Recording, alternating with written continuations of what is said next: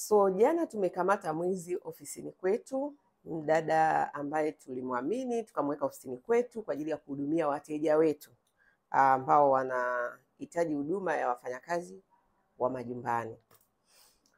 Of course na wale ambao wanahitaji wafanyakazi ambao ni wa madukani, kwenye piga kazi pia, kwa sababu namba zetu ni hizo hizo ambazo wateja wote wanafanya mawasiliano.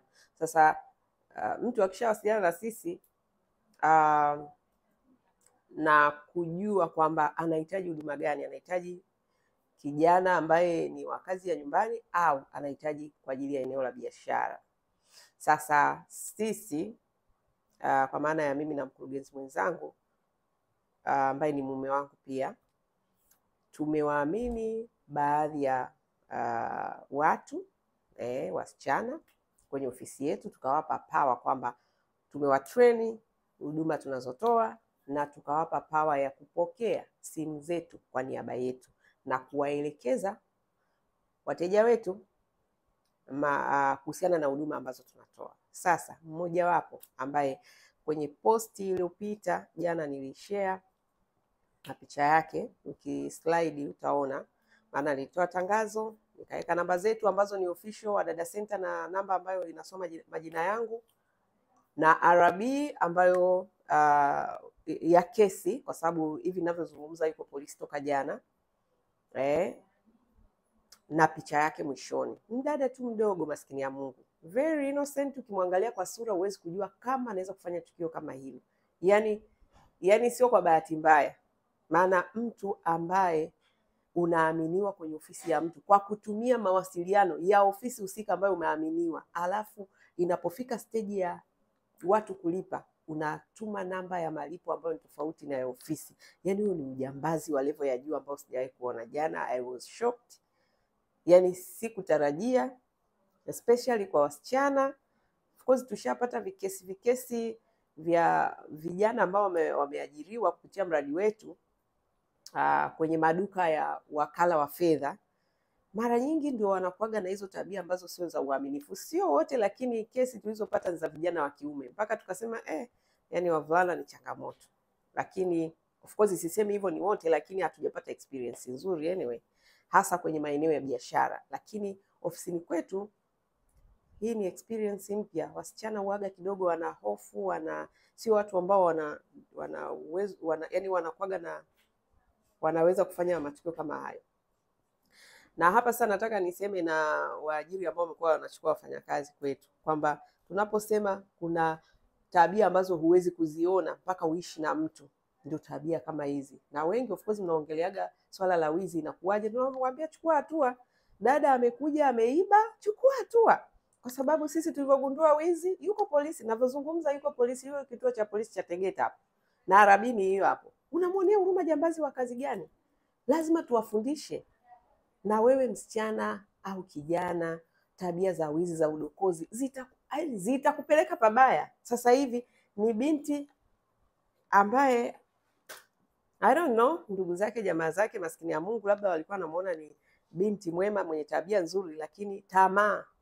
Na nashukuru Mungu, moja ya kitu ambacho sikutaka na sitaki na sitarajii kuwa nacho ni tamaa ya kutaka vitu ambavyo haviko ndani ya uwezo. Kutamani kitu cha mtu, mimi naridhika siku zote na kile nilicho nacho. Na ndio maana mimi, kama mtu ananifuatilia muda mrefu, maisha yangu yako kawaida sana. Kawaida sana. Why? Kwa sababu sitaki kuja kujionyesha kwenye social media au kujaribu kujitutumua kwamba nina maisha ambayo hayako kwenye uwezo wangu. Never. I'll never do that. Na hicho ndio kinawasumbua au watu ambao wanafikia hatua ya wizi, manake ni kutamani maisha ambayo sio ya kiwango chako. Kutamani kupata hela nyingi ambazo huna uwezo nazo. Hujafikia hicho kiwango. Badala ya kujenga brandi yako, kuwa mwaminifu, kuwa mwadilifu ili uweze kwenda hatua. Leo hii unaweza ukaona labda mtu ambaye anafanya ofisini kwangu anaweza kuona labda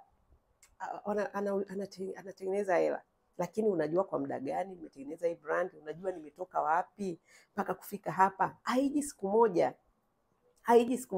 Kwa hiyo unataka na wewe mafanikio, inabidi ujijenge taratibu, polepole. Utafika. Ila ukitaka shortcut, ukitaka mafanikio haraka, ukileta tamaa utaumbuka.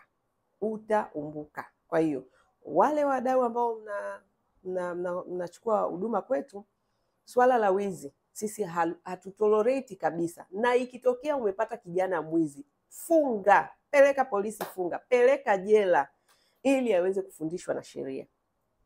Okay? Yeah, so kama ulitutumia fedha kwa majina kwenye lipa namba ambayo haijaleta jina la Wadada Center au majina yangu mimi kwenye namba za simu ambazo hazileti majina ya Joyce Kiria, tafadhali sana tuwasiliane ili tuungane kwenye hii kesi. That is the only way tunaweza kusaidiana. Yeah, kama umetuma hela kwenye mtandao ambao sio wa kwetu, yani umetumiwa lipa namba lakini haijasoma Wadada Center wala majina hayakusoma Joyce Kiria, basi wasiliana na sisi.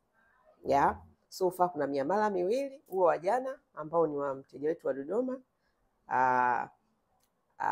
na mwingine amelipa kama ndani ya wiki nafikiri.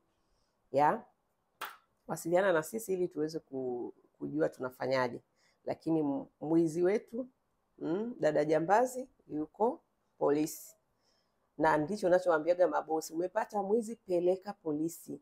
Lazima tuwafundishe adabu, tuwafundishe discipline. Kama wakufundishwa kwenye malezi na makuzi waliopewa na wazazi wao na walezi wao, au wamefundishwa lakini wamekuja huku wanajitia tamaa, basi acha sheria iwafundishe, waingie kwenye mikono ya sheria, maybe watajifunza. Lakini otherwise tabia nzuri, tabia njema zinajengwa katika kipindi cha malezi na makuzi. Mtoto aambiwe wizi ni kitu kibaya, hizi ni kitu ambacho hakikubaliki katika jamii. Ukiwa mwizi, ukiwa mdokozi, hautaweza kuishi na binadamu wa aina yoyote. The minute mtu anakugundua wewe ni mdokozi, wewe ni mwizi, yani hapo ni uadui mkubwa sana. Hata kama ulikuwa ni mchapakazi kiasi gani, hata kama ulikuwa unajituma kiasi gani, yani ni bora uwe average, uwe ufanyi kazi ile kisana, lakini una uaminifu wa hali ya juu. Hiyo mtu yuko tayari kuishi na mtu wa aina hiyo. Lakini hakuna mtu yuko tayari kuishi na mpambanaji jembe kweli kweli, lakini ni mwizi, ni mdokozi. Never. Yeah? Kwa vijana mjifunze please. Jifunzeni. Jifunzeni, huwa naimba sana hapa. That is, hivyo ndio vitu ambavyo naweza kusema my values. Huwa nawafundisha sana values za maisha. Uaminifu ni moja kati ya value kubwa sana ambayo mtu ukiwa nayo, you are good to go. Utafanikiwa sana kwenye maisha yako ukiwa mwaminifu. Tena kwa madogo. Nazungumza hapa sasa kwa ujumla wake, kwamba bosi amekutuma umeenda sokoni, imebaki shilingi 50, imebaki 100, rudisha.